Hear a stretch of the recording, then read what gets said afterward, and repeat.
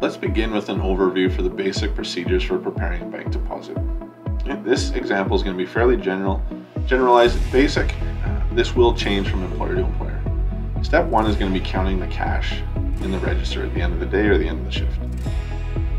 In this example, we have a list of all our money coming out of the cash register. We're totaling it. Once we have the totals, we know what our daily sales are.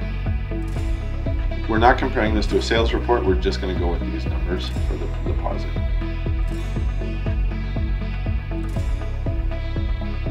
Right, we're going to use a float in this example, which means we're removing some money to leave in the cash register to start the next day.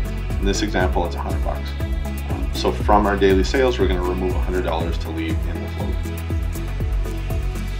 I have to stress that this is a really basic example. We're not dealing with taxes or issues or balancing against sales.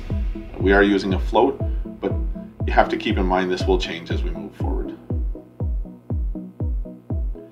To figure out what our daily deposit is going to be, we have to subtract the float from our sales, right? So the amount of money staying in the cash won't get deposited to the bank because it's staying in the cash.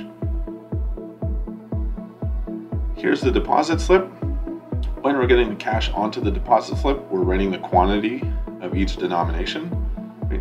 Anything that's not listed specifically, like in this example, coins would be dimes, quarters, nickels, just get summed together.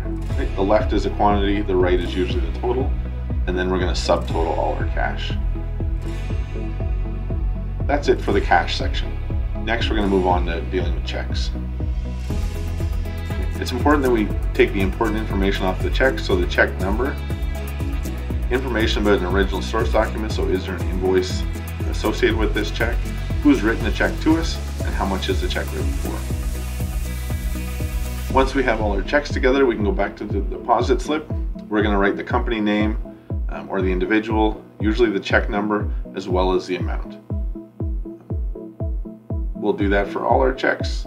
It's important that these are correct. We've double checked to make sure everything balances, that we haven't flipped numbers anywhere, because if we do, the deposit's not going to be right and the bank teller might not be too pleased with us.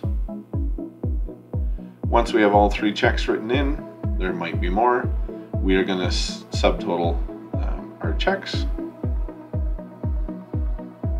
And that's it for the checks. So now that we have our cash done and our checks done, the next step is to put it all together. Some important information we should start filling out is the date of the deposit, an account number for the deposit, as well as the name of the account holder.